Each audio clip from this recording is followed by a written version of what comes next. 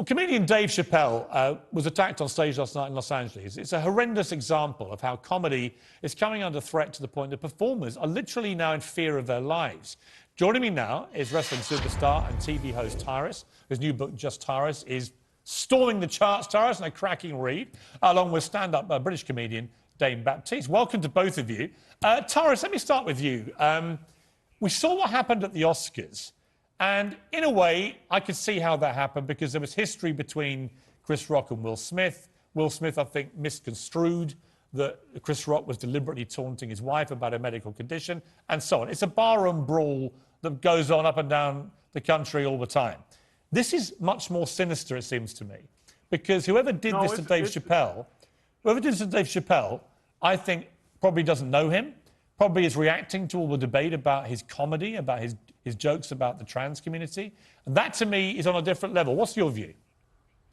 No, and I rarely disagree with you about anything. But, no, the thing that happened to Chris Rock was just as worse, and it was the dinner belt. Because when Will Smith did that, he, being who he is and the position he is, he just said, hey, this is what you do when you don't like what they say. Because he had no consequences.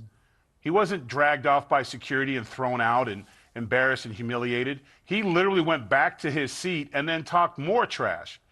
So when people see this, especially the lower end of our society, and they're thinking, how can I make... That guy didn't go to the comedy show and he wasn't sitting there going, and then he heard a joke that he was so offended that he jumped up, and he went there premeditated. He had a weapon.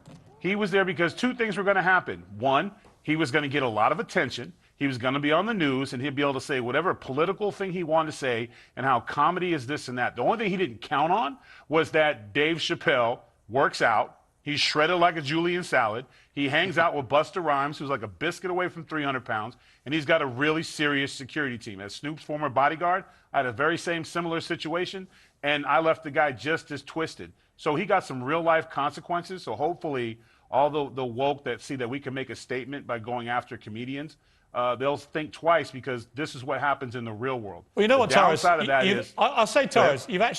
you've actually made me think twice on what you just said. You've made me rethink what I think about the Will Smith, Chris Rock thing, because I was a little bit, not defensive of Will Smith, but I was understanding.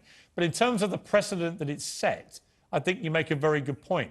That guy may well have been inspired by what's happened at the Oscars, and that may well now be parroted across America and other countries. Let me bring in Dane Baptiste. Dane, you're a stand-up comedian. You perform in front of audience all the time. They can get raucous, they can get noisy, you can get hecklers. But when you see somebody of Dave Chappelle's stature, I think he's one of the great comedians in the world today, if not of all time. When you see someone like him attacked by somebody with a replica gun which had a spring-up knife in it, and literally could have killed him, what made you think about that? What's your view about that? What happens now next time you go out in front of an audience? I mean, whatever happens to me will remain exactly the same, Piers. If someone crosses the boundary of approaching me on stage, it no longer is the paradigm of comedian and audience. What you're dealing with then is a potential belligerent or assailant, and me as a civilian having the right to defend myself.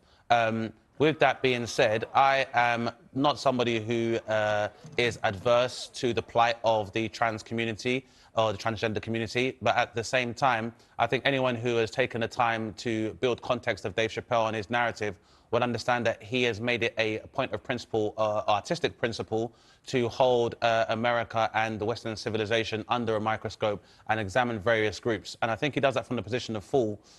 So it's very worrying that people will resort to violence, especially with deadly weapons. And again, I am pained to, but I do agree with yourself and Tyrus in terms of the fact that this may be a precedent that's been set by Will Smith's actions, which has encouraged people to believe that they are able to use physical force in order to quell a narrative they don't necessarily agree with. And I think it's probably the most extreme and potentially most lethal form of censorship that exists in our society. With that being said, I want to thank you for unblocking me on Twitter as well. And, it was quite funny, actually. I'm doing a show called Piers Morgan, Uncensored, and Dane, before he came on, pointed out to our producers I blocked him on Twitter. So I had to uncancel you, Dane, which is what we do on this show. Exactly. You are formally uncancelled. We're back in Twitter love with each other. Let me bring Tyrus back in. Tyrus, we've seen some weird stuff going on. We saw the Chris Rock thing. We saw this thing last night with Dave Chappelle. We also saw, random strangers on planes baiting Mike Tyson I think it happened again yesterday with somebody else with Mike Tyson. What is going on here? Are people just going slightly mad because of a pandemic, because of other issues? Do you feel there's a rising tension amongst the populace, or am I overthinking it? No, unfortunately, you're not overthinking it, but you're giving them too much credit. This comes down to fame seeking, attention seeking, and whatever message they want to get out. It's just like, here's the thing with Dave Chappelle, real quickly, groups are coming out saying this is what happens when you use words that hurt people's feelings. So it was Dave Chappelle's fault. It was like basically saying, how were you dressed when he attacked you? Instead of owning the fact that there is never a good reason. If someone says something you don't like, you never get it. There's no ever reason to put hands on him. You just don't watch him anymore. The thing with Mike Tyson is the guy who got into it with Mike Tyson got spread. He goes all over his Twitter is up. He's getting all kinds of attention. So, you know, they're targeting celebrities, especially it looks like they're targeting black celebrities. Like, brothers, we getting targeted because anything we do to them, they end up being the victim. Yeah, but Dane, in terms of comedy itself, is there a line? You know, people say to me, well, Piers Morgan Uncensored, is there a line you won't cross on the show? Are there things guests could say? Are there jokes they could tell which would cross a line? I think there is a line. I don't think anything is acceptable. You incite, you know, death threats against people, if you incite violence against people, I think that crosses a line. But as a comedian, you know, you referenced there Dave Chappelle's material about the trans community. I don't think he does it from a place of hate at all. I don't think he's transphobic. I think he's talking about issues that have been raised very publicly in the trans world, which I think should be openly debated. But, you know, are you suggesting that in some way when you say that there are things that are off limits in terms of topics rather than direct threats of violence? I don't think there should be any topic that's necessarily off the table for a comedian, but I think it's important for people to remember that as a comedian, you are taking the position, arguably, of a fool, so to speak, and so and as an artist, your work is always dynamic. So even if Dave Chappelle does make a statement that does appear to be incendiary towards a particular minority group, that doesn't necessarily mean that he's condemning them or he's ratifying any violence or marginalization of said group. He is always open to be able to go back and revisit his material with the more knowledge and information he receives from that particular group. But I think the problem is that we are now living in a time where the bipartisan political spectrum has failed us, and we're not able to find ideologues and politicians that we can necessarily trust. There's a lot of duplicity amongst that, so people look to other people with platforms, and unfortunately, as a result of which, because comedians and comedy as an art form does tend to feature as an honest form of politics, it means that we are now being singled out as focal points for anybody's kind of angst or issues. Tyrus, I don't want to let you go without giving you a plug for your book, which is roaring up the charts on Amazon. I saw your tweet today. Congratulations on that. Very quickly, what's the title of the book and what's it about?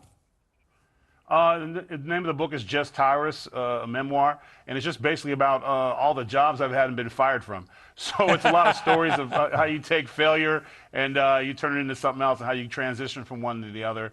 And, you know, that's my story, and I'm sticking to it. Well, it's storming the charts. I can't wait to read it. Great to have you on the show. Thank you very much, Tyrus. Always a pleasure, sir. It's an honor, and I'm glad you're back. The honor's mine. And thank you also to Dane Baptiste. Thank you for having me, Piers.